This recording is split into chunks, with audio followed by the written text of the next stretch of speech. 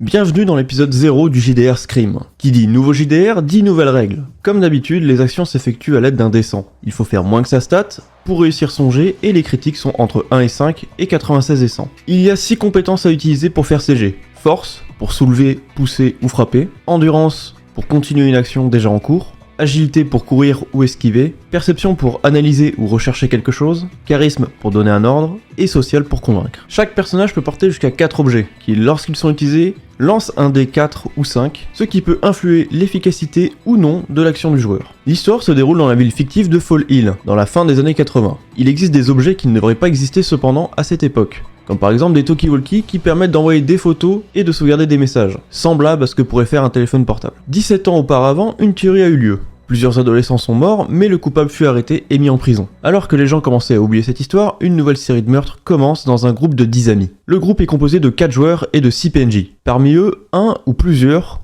ou même 0, sont des tueurs. Le but de ce tueur est d'éliminer le plus de personnages possible, et les autres, de trouver le tueur et de l'arrêter. Je vais donc maintenant vous présenter les joueurs. On a Brian, le fils du maire, joué par Labs, Henry Despucci, un enfant d'immigré italien, joué par Tom, Lucio Fulmini, un immigré italien, joué par Ventus, et Michael Watson, un orphelin, joué par Benjix. Je vous donne donc rendez-vous à la semaine prochaine pour le premier épisode, et je vous laisse avec le générique.